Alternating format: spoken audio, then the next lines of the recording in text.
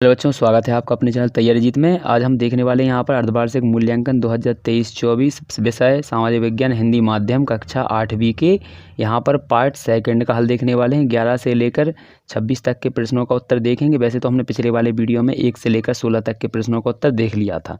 यदि आपने अभी तक उस वीडियो को नहीं देखा तो इस वीडियो के लास्ट में मैं वह वीडियो आपको उपलब्ध करा दूँगा, जिससे कि आपको उसको देख सकें। तो आइए यहाँ पर हम 11 से आंसर देखते हैं। 11 तक हमने पहले देख लिया था। यदि आप चैनल पर पहली बार आए हैं तो चैनल को सब्सक्राइब कर लीजिए, जिससे कि आपको इसी प्रकार के वीडियो आगे मिल सकें। तो आइए यहाँ से 11 से उत्तर देखते हैं हम। पहले क्वेश्चन तो आपने लिख ही लिए होंगे। तो पहला हमारे यहाँ पर प्रश्न देख लेते हैं। आपके इस प्रकार से ये प्रश्न दिए गए थे। तो देखिए, ये 11वां प्रश्न दिया गया था आपको, इसको पढ़ लीजिए। भारत में जनगणना कितने वर्षों के अंतराल में होती है? इसके बाद संसाधन कितने प्रकार के होते हैं, उनके नाम लिखना है। 13वें प्रश्न में है, पहली इंग्लिश फैक्ट्री सन 1651 में किस नदी के किनारे स्थापित की गई? संविधान का जनक किसे कहा जाता है? तो ये हमारा 14वां प्रश्न था। इसके बाद देखिए यहाँ पर इसके बाद हम 15वां देखेंगे। तो प्रश्न पढ़ लेते हैं पहले। तो यहाँ पर लिखा है, इलेक्ट्रॉनिक वोटिंग मशीन यानी EWEVM का उपयोग किस कार्य में होता है? भारत के किस भाग में झूमिंग खेती की जाती है? तो आज यहाँ पर इसके आंसर देख लेते हैं। तो पहला ये रहा हमारे 11 प्रश्न नंबर कि जो यहाँ पर वो जनगणना होती है वो कितने वर्षों में होती है। तो यहाँ पर हो जाएगा प्रत्येक 10 वर्ष बाद। कितने होती है? प्रत्येक 10 वर्ष बाद। तो यहाँ पर बाद लिखेंगे, वर्ष बाद। इसके बाद संसाधन कितने प्रकार के होते हैं? तो यहाँ पर लिखेंगे 2 प्रकार के। कौन कौन से होते हैं देखिए। तो यहाँ पर ये होता है प्राकृतिक संसाधन और मानव निर्मित संसाधन। ये हमारे क्वेश्चन नंबर 12वें का आंसर है, ऊपर वाला 11वें का था। इसके बाद आगे देखेंगे हम 13वें प्रश्न का उत्तर। तो ये रहा 13वें प्रश्न का। तो किस नदी के किनारे बनी थी? तो यहाँ पर इसका आंसर हो जाएगा हुगली नदी। तो यहाँ पर छोटे की मात्रा है यहाँ पर हा पर। तो ये इसका हो जाएगा 13वें का, केवल हुगली नदी याद करना है। इसके बाद संविधान के जनक किसे कहा जाता है? ये 14वां प्रश्न था। तो इसका आंसर है आपका भीमराव अम्बेडकर को, डॉक्टर भीमराव अम्बेडकर को। इसके बाद WEVM जो भी मशीन थी आपकी, तो वो क्यों उपयोग की जाती है? तो यहाँ पर वोट डालने या वोटों की गिनती करने के लिए। तो ये था आंसर इसका। ठीक है, 15वें प्रश्न का आंसर यहाँ पर ये है आपका। इसके बाद 16वें का था उत्तरी पूर्वी भारत। तो ये हम यहाँ तक देख चुके थे। इसके बाद अगले प्रश्न जो थे यहाँ पर हमारा दिया था 17वां प्रश्न, अभिलेखागार से क्या आशय है? ये 18वां है, प्रौद्योगिकी से आप क्या समझते हैं? 2 उदाहरण देना है। 19वां था, ब्रिटिश काल में महाभियोग से आप क्या आशय है? किस गवर्नर पर यह चला था और किसे हटाया गया था?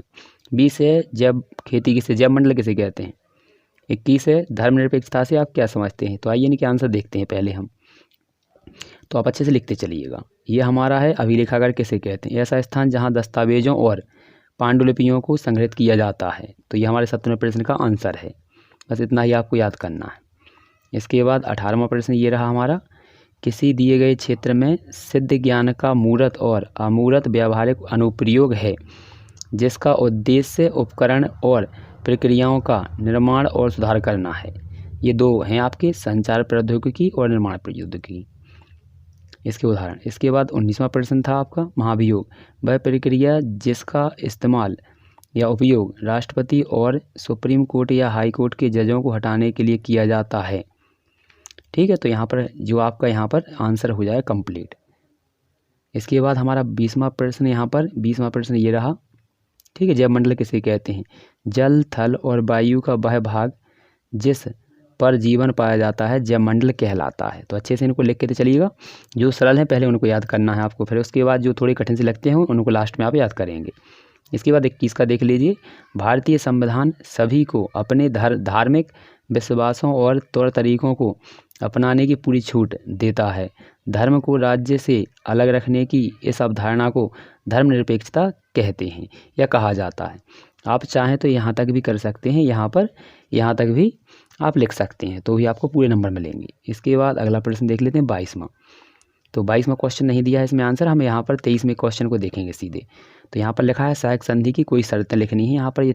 ठीक है, इसके बाद कितने नंबर के हैं? ये 5 अंकों का निर्धारित किया गया है।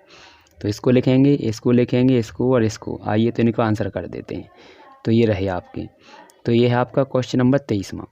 तो देखिए ये रहा 23वां प्रश्न, भारतीय राजाओं के विदेशी संबंध कंपनी के अधीन होंगे। दूसरा है, बड़े राज्य अपने यहाँ अंग्रेजी सेना रखेंगे तथा इन सेना का खर्च राज्य ही उठाएंगे, राज्य उठाएगा। कंपनी राज्य के शत्रुओं से सुरक्षा करेगी।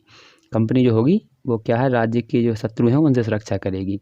कंपनी राज्य के जो आंतरिक मामले होगी उन पर हस्तक्षेप नहीं करेगी। इसके बाद अगला है आपका 24वां क्वेश्चन। तो ये रहे 24वें क्वेश्चन। खाद्यान्न की फसलें किसे कहते हैं? ऐसी फसलें जिनका उपयोग भोजन के रूप में किया जाता है, जैसे कि गेहूँ, चावल, मक्का आदि। व्यापारिक फसलें ऐसी फसलें जिनका उपयोग व्यापारिक कार्यों के लिए किया जाता है, जैसे कि गन्ना, कपास आदि। इसके बाद हम आइए 25वां क्वेश्चन देखते हैं। यदि वीडियो अच्छा लगता है तो वीडियो को लाइक कर दीजिएगा। ठीक है, तो यहाँ पर ये है हमारा 25वां क्वेश्चन। देश में पानी के परंपरागत स्रोत कम वर्षा व बेहतर बीव यानी बिना फालतू जो भी होती हैं दोहन के चलते ख़त्म होती जा रहे हैं। इस कारण भूजल स्तर घटता जा रहा है। ठीक है, इसकी विधि ये है आपकी नीचे दी गई है जो आपको। इसके बाद अगला क्वेश्चन है आपका 26।